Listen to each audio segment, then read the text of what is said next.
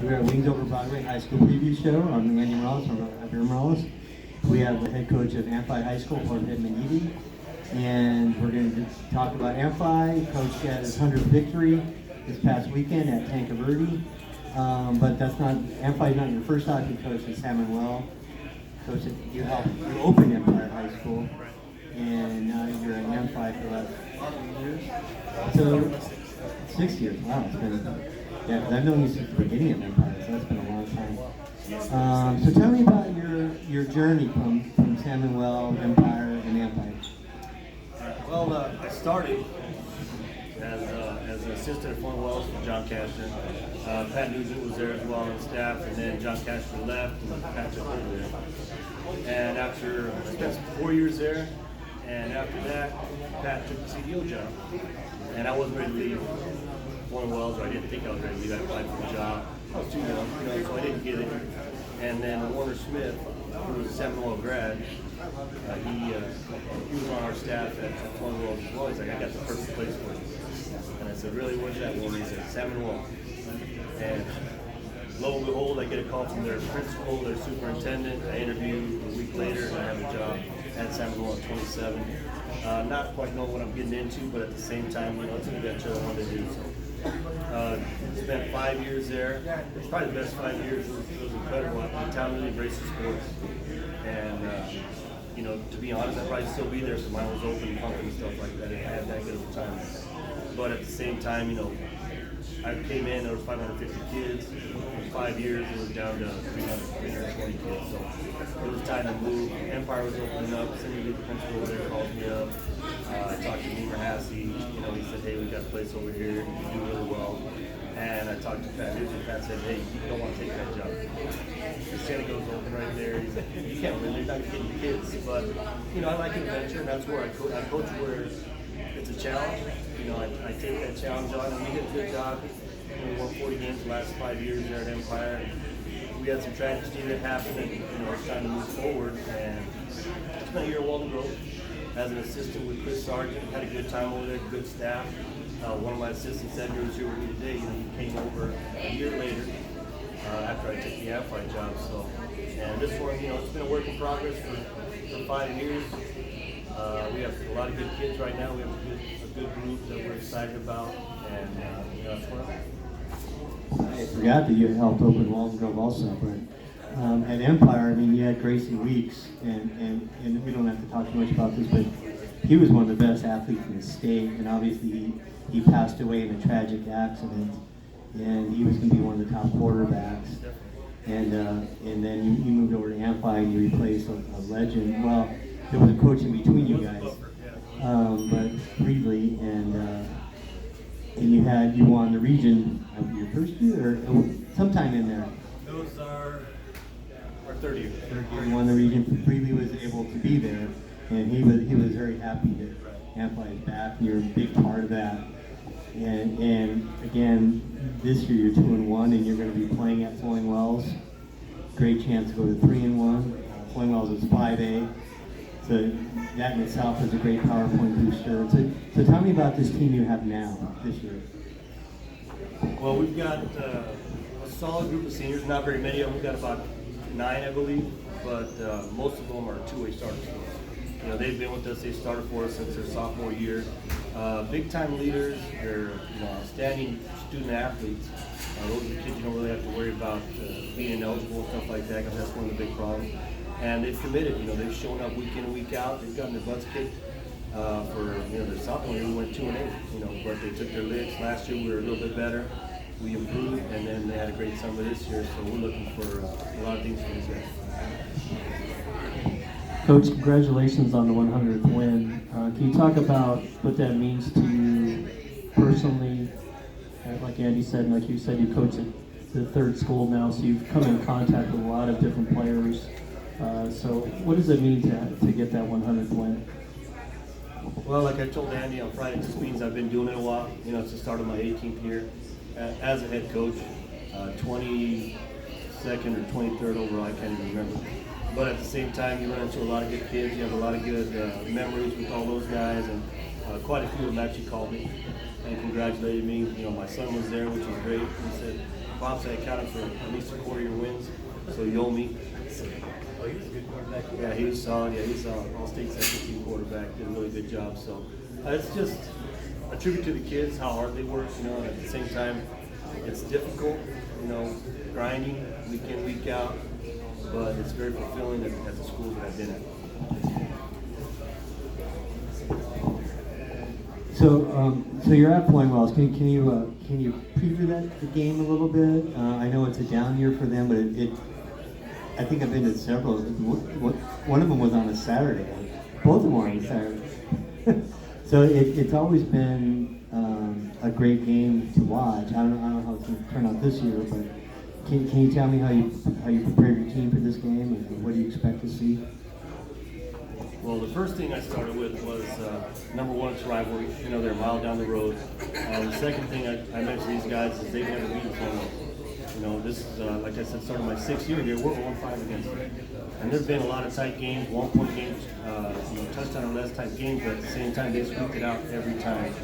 And that was a big motivating factor for our kids this week, on top of it being a rivalry. The other thing I told them is, Flowing Wells is 0-3, and the only reason they're playing is because they're playing Amphi this week. They could shut it down, but I bet you they've had a great week of practice and they're geared up for us. Talking about how close, looking at the records, you guys actually hold since 1961 a 13-12-1 record over them. It's a really tight rivalry. Oh, well, Amphi and Flowing Wells, I was able to talk to the Flowing Wells coach before the season, and I saw them a little bit this year. They're going through a transition without the coaches, the new coach and so forth. So he's trying to implement his coaching style. But just a little bit about your team. I was looking at some of the stats, and you guys are putting some good pressure on the quarterback. You have a couple of Escalante, I think, is leading the city right now in sacks, and Campos is up there. Can you talk about how important it is for your defense to be that strong and assertive? Yeah, the kids have done a good job in that fact. Escalante, he's probably the best athlete we have on the team. Defensively, he's like a wrecking ball. He's all over the place. So he's one that we bring in a little bit later in the game, and he really disrupts everything. Up front, Campos kind of sets the tone for us. He's a defensive end. Tough to block. I think he had 6 tackles for loss last week. And he's got, I believe, 2 or 3 sacks on the year. Escalante, most of his sacks are from the linebacker position. He comes on the late blitzes, and when he sees the hole, he hits it. On top of the fact that, the defense around him is doing a great job. Our other 2 linebackers, Isaiah Hill and Leon Encinas, they're just the glue that hold the defense together. And then we've got a couple big kids that we bring in and out. We've got 3 guys that rotate inside, and they really clog up the holes inside. And we're hoping they do that this week. And we've got a couple kids back that were ineligible, so I think that's going to make us even stronger. So let's talk about your son really quick. What's his name again? Yeah, Mito. He was a great football player and wrestler at Empire. His grandfather is, like you said, the dean of small school wrestling from Benson area. But now, tell us about what he's doing now. Well, he decided to follow my footsteps and start coaching, even though I told him not to, because we don't really make much money. But he just got the head coaching job in English position at Payson High School up in the White Mountains. So I'm pretty close to retirement. Hopefully, starts a family pretty soon. I can retire over there and maybe finish my career at Payson. Who knows? And to touch on your team a little bit more, the running backs, you have over 600, 700 yards from a couple of guys, Isaiah Hill and Kiko Trejo. Kiko Trejo. Can you talk about how important that is to your offense, the way your running backs are producing? And it says a lot about your line, too, on both sides, right? So similar to defensively when we bring Escalante later on, Kiko's our change of pace kid. Isaiah Hill's a grinder, man. He's going to get tough yards. I think he has 310 yards on the season, so he's averaging over 100 yards a game. But Kiko, he's a sophomore. He's electric. He comes in, he's fast, and he loves to run outside. As soon as we teach him how to cut back, he's going to be incredible. So Those two guys on top of Encinas at fullback, you know, he's, again, the glue throughout. So he does a great job of in between the tackles and averages about 4 yards a carry and carries guys on his back for about 3 of those sometimes. But our offensive line is, you know, they're big, they're solid, and they do a good job. Andy can relate to this. We grew up in the Sunnyside School District, so the big rivalry back then was Sunnyside Amphi. So it's kind of interesting that we have the Sunnyside Amphi coaches here that probably would be able to do that back in the day. But yeah, Vern Friedley and Paul Petty, and you guys, you won your 100th, and then Glenn's going to reach that. So can you talk about coaching at a place like that, like Amphi, that has that tradition, and what you feel about how you're upholding that tradition? Well, you know, the big thing for me when I took the job is I wanted to talk to Vern. You know, I've known Vern as a, you know, summer, you'd run into him and stuff like that, and he'd run his option in the summer. His first play would usually be veer, and he'd pitch it and say that's the pass that they ran. So he's a great guy. He did an incredible job at Amphi. So I wanted to honor him in that aspect. I'm glad I didn't come right after. You know, you got that buffer in between. I've been told by a lot of coaches you don't go in after a legend. Well, I waited a couple of years, but you know, his presence is still felt there. You know, you got a lot of alum that ask how things are going all around town. If you're wearing an Amphi shirt, which I usually do, you know, they're going to say, hey, you know, how are we going to do this year, coach, etc. I played for Vern. And the funny thing about Amphi, when you meet them, they're football players. They say their name, and then they tell you what year. So, for example, a guy comes up and says, hey, Josh, class of 88. So I had to get used to that. But it's a tribute to Vern and what he did there, you know. So I'm just trying to get him back to that. Demographics have changed a lot, as you know. You know, a lot of schools opened up at the same time. You know, we're still Amphi. We're still going to be known as a tough physical team that's going to give you all we got on Friday. Cool, thank you. I just want to congratulate you again on your 100th win. And like I've known you for 12 years now. I think you're one of my daughter's teachers. Yeah. When she went to Empire for a little bit.